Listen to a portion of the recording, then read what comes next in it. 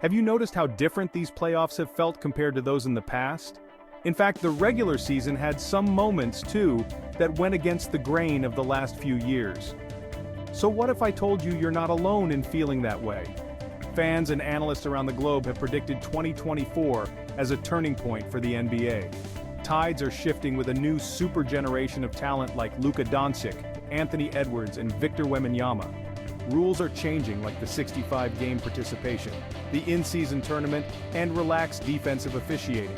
Then, the cherry on top of the whole thing, the younger generation of fans is barely even watching the regular season, following the league instead through highlights on social media. 2024 is the bridge to a whole new look for basketball. Get excited, as Anthony Edwards was for his entire playoff run. After sweeping Kevin Durant and the Suns and beating the defending champion Jokic, Edwards has officially arrived as a serious contender. He's not alone in his arrival either. 2024 has felt like a changing of the guard in terms of contending superstars. We saw Edwards eliminate Kevin Durant, and Luka eliminated Paul George, Kawhi, and Harden. Jokic sent LeBron packing. In the East, Haliburton knocked an injured Giannis and Dame out, and Butler at 34 wasn't able to recreate his playoff godhood. All of this happened in the first round. Steph wasn't even in this year's playoffs. By the time we hit the conference finals, the four teams' best players were Luka, Ant, Tatum, and Haliburton, all 26 and younger. What does this mean for us fans? Although longevity has kept these older superstars' box scores looking good, they might not have the power to bring a team to contention alone anymore. We should recognize and cherish these last few years of seeing them play and enjoy these new guys being good enough to power through them. And man, oh man, is the new generation good.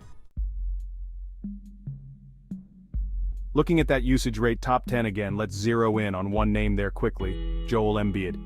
Notice how fewer minutes played he has than the rest of the list? His injury history has always haunted the 76ers championship hopes. But after Adam Silver's rule changes, it will also start haunting Embiid's bank account, because Silver and the league have implemented a 65 games played requirement for all regular game awards. Embiid played a mere 39 games this season, so Embiid was barred from all regular season accolades besides an all-star appearance. And you know what? He's only crossed that 65-game threshold twice in his career. His MVP season was 66 games, and the year prior was his healthiest at 68 games. The league didn't change this to challenge player health like Joel's. They did it to try and deter teams from sitting players for ghost injuries or load management rest days. The NBA is, first and foremost, a product. And for fans buying game tickets, the worst news they can get is that 3 out of the 4 star players at the game are out for some mysterious reason. Cough, cough, wink, wink, the Los Angeles Clippers. Not sure how this new arena is going to work out if your guys don't play, Ballmer.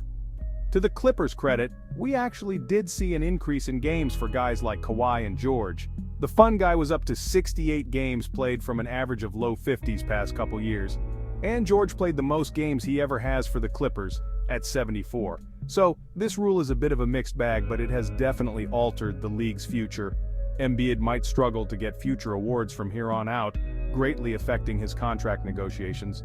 Could we see him push his body too far at some point to try and get more money? What would the risk be for the rest of his career on the court? We've already witnessed this quietly happen in Indiana. Tyrese Haliburton was playing at an all-NBA level during the first half of the season, but then he suffered a hamstring injury. He was out for a while, though it seemed like to everyone watching it wasn't long enough. His averages and level of play dropped significantly, and he struggled the rest of the season. He finished at 69 games, 4 games over the minimum for awards, and to try and earn that Megamax contract. No reports admit this was the exact reason he came back probably too early, but for a young 24-year-old, you can't help but think that a chance at $200 million+ could affect his decision-making.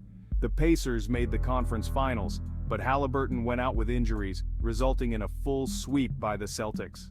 The 65-game rule will either be a blip in league history or heavily impact the league for years to come. At the same time, 2024 has seen this change in how players handle injury. We've also seen a change to how officials referee defense. The league's offense was exploding to an absurd level. Scoring 40 became a drop in the bucket, and frustration mounted from fans about how slow games could get because of the amount of fouls. Instead of retooling in this coming offseason, Adam Silver decided in the second half of the season enough was enough, and told officials to relax their whistles. What followed was a more physical game with a much better flow for viewers. Teams like the Timberwolves suddenly could shut down teams like Denver to 70 points in the playoffs. It seemed like an overall win for everybody, just like the in-season tournament for the first half of the regular season.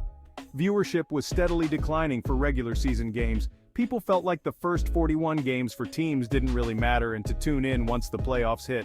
The IST was created to change that. Suddenly everyone was talking about the one-game elimination tournament that resulted in LeBron versus the Pacers. Oh, and Miles Turner's obsession with Legos. You can read more about it at slamonline.com/the-magazine/true-story-miles-turner-lego/ We could see further tinkering with the IST and maybe even some new rewards for winning. Could we see the winner get an automatic playoff spot or a draft pick at a certain spot in the first round? Throw an idea down in the comments and let's talk about it. By the end of this decade, we'll look back and see 2024 as the turning point in the league. The next generation has fully arrived, and they can do basically everything on the court. Experimental rules and tournaments were tried, some better than others. But overall, the league's reinvigoration has excited fans about every game. Was there a single team you weren't interested in checking out this year? I don't think so, and there might not be ever again.